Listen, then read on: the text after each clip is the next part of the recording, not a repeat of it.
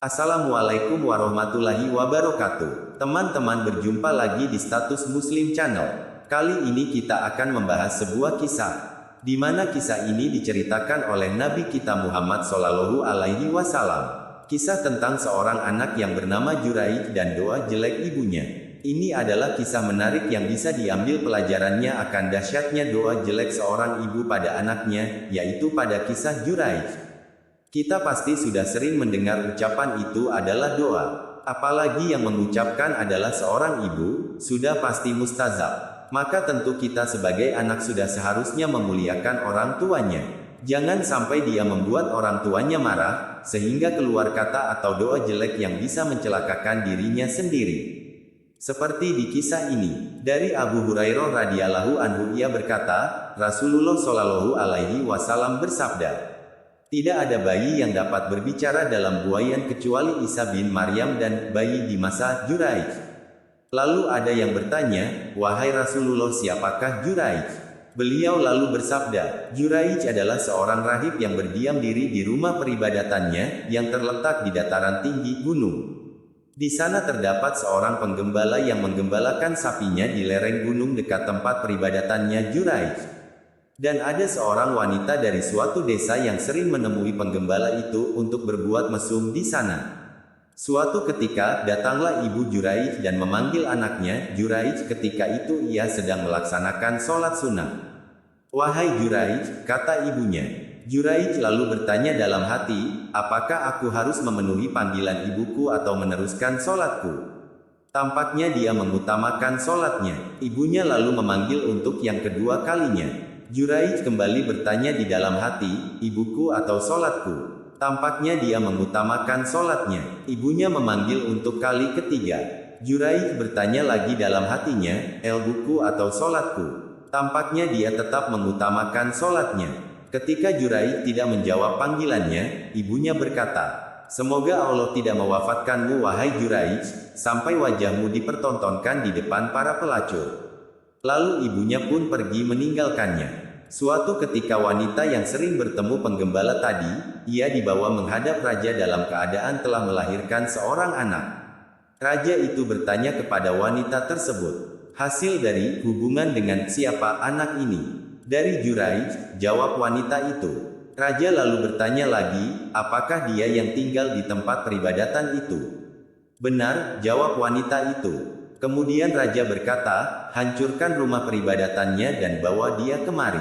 Orang-orang lalu menghancurkan tempat peribadatannya dengan kapak sampai rata dengan tanah.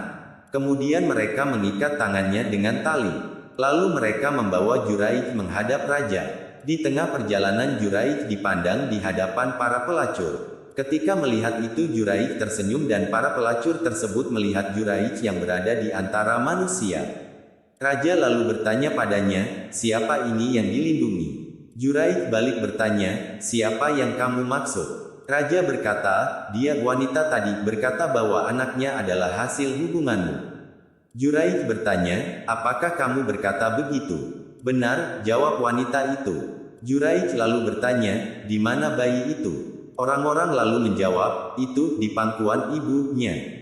Juraij lalu mendekatinya dan bertanya pada bayi itu, siapa ayahmu? Bayi itu menjawab, ayahku si penggembala sapi. Kontan sang raja berkata, apakah kami perlu membangun kembali rumah ibadahmu dengan bahan dari emas?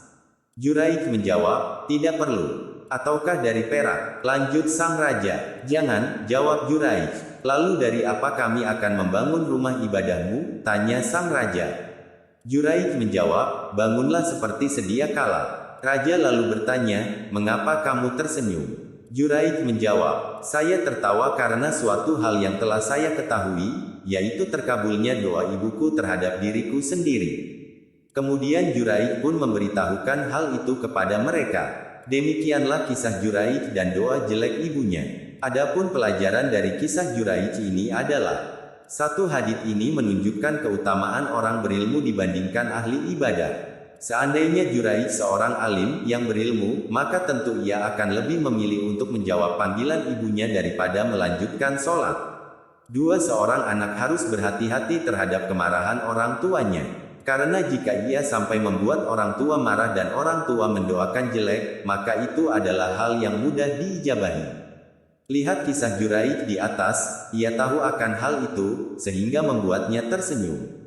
3. Juraij menunjukkan sikap yang benar ketika menghadapi masalah, yaitu harus yakin akan pertolongan Allah. 4. Sifat zuhud pada Juraij karena hanya meminta tempat ibadahnya dibangun seperti sedia kala. Ia tidak minta diganti dengan emas atau perak. 5. Bakti pada orang tua adalah wajib, termasuk diantaranya memenuhi panggilannya. Sedangkan sholat sunnah hukumnya sunnah, artinya berada di bawah bakti pada ortua.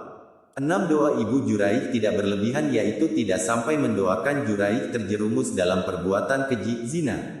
Ia hanya doakan agar Juraij dipertontonkan di hadapan para pelacur, tidak lebih dari itu.